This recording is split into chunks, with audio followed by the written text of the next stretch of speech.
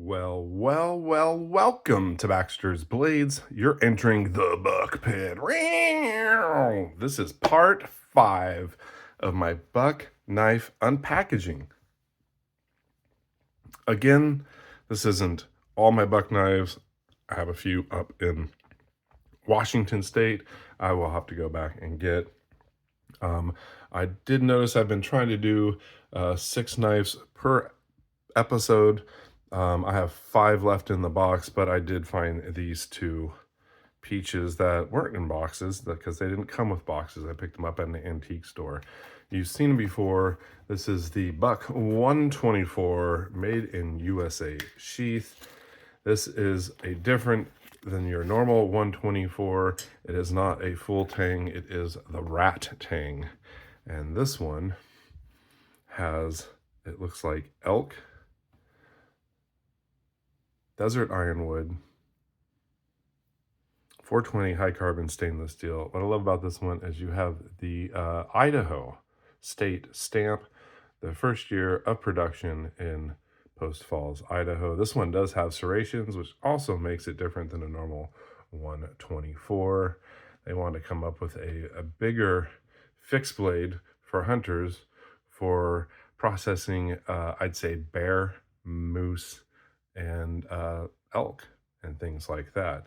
Now, if I'm ever attacked by a bear, I hope this is the one I have on my side. I did put a bead I got from Nice Slice Pete, our brother up there in British Columbia, Canada. I hope you're doing well, Pete.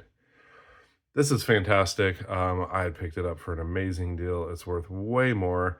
I don't know if I can try, maybe hold on to it for a trade. I may never get rid of it. It's my only 124. Besides, I think it is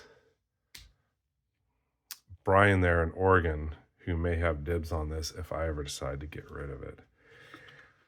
I had mentioned in one of my other parts that I only had one Buck 120. This was also at the same antique store that this one was. This is a 20 years of collectible knives. Now, this is a Buck BCCI Collector Club. I can't recall the names of this handle. It is a synthetic. It is green and white. Oh, what is it called? I am just not thinking right now. It is 420 hard carbon stainless steel. You can see the Buck with the Idaho there. I have a video on these knives if you'd like to go back to get a more in-depth view. This is, I was on the tip of my tongue. Well, let's not dwell on these too long. Let's get into some of these last 5, unpacking some Buck knives here. Again, this is part 5. Maybe I'll actually do a knife review. Oh, this is my first, I do believe it was April Buck of the Month 2024, my first Buck of the Month. Let's get this out of here. This is, I do believe the 152. Yes, the 152. It is a fixed blade Ranger.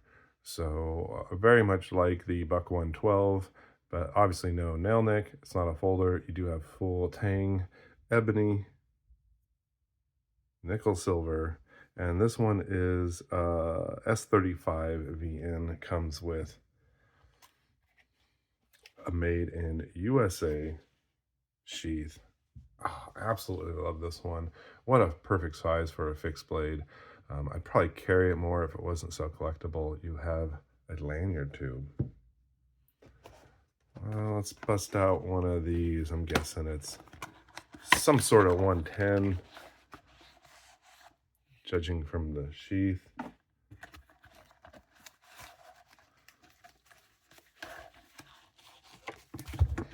Paper's going everywhere.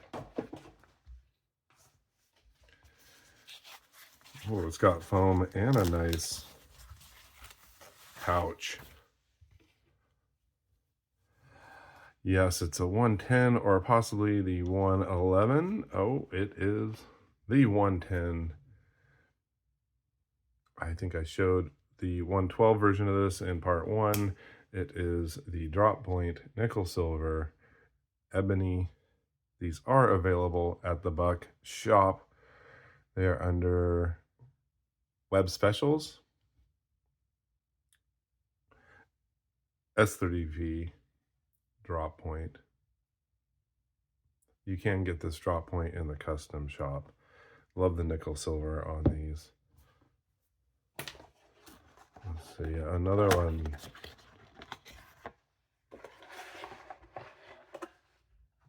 This looks like another 110.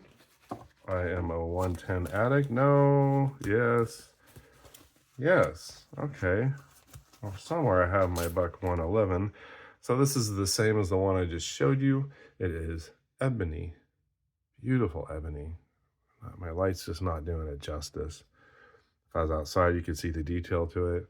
The same, but this is the clip point in S30V. Also available. I am more of a fan of the clip point than the drop point. You can see the difference in the blade thickness toward the tip. I prefer the looks. This is a great usable blade for sure, but having gotten this when this came out, I had to pick it up. Okay, speed it up, Baxter. We got two more here. So we're gonna do 7 knives total on table. Yes. This was one of my grail knives that I wanted. Besides the Buck 110 and Elk and Magna Cut, when these first came out, I wanted one so bad. They were over $200, and that was way out of my price range. Lucky enough, I got a discount on this one. It made it obtainable. This is the Alpha Pro Hunter. So bigger than the Scout. I love these leather, made in USA sheaths. This is the 664.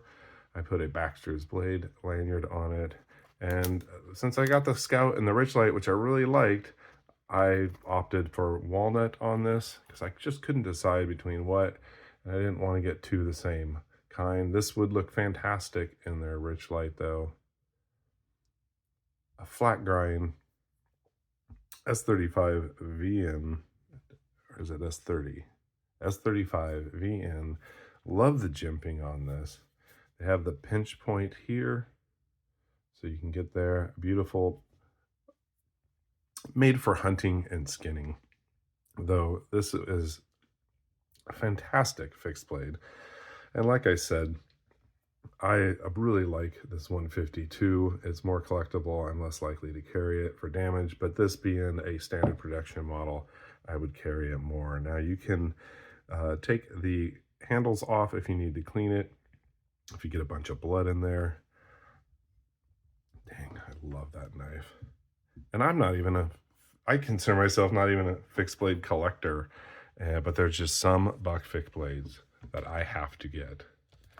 And, well, we already have 6 out there. I'm doing all this whole series just so I can put these boxes away. I'm trying to pack up at my father's house and consolidate, or unpack and consolidate all my boxes and storage containers, get them out of the room, and I want to blast through this series. Well, let's move this one aside. I know what this is. This is the 111. Now you can get the Buck 55 in the custom shop. You cannot get a 111. This is nickel silver ebony. I do believe it's Magna Cut, yes. This was like a stealth run.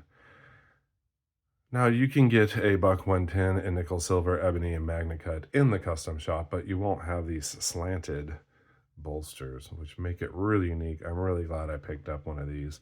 When I was reviewing the knife, I noticed the hafting toward the bolsters, which I don't know if you can kind of see in the light.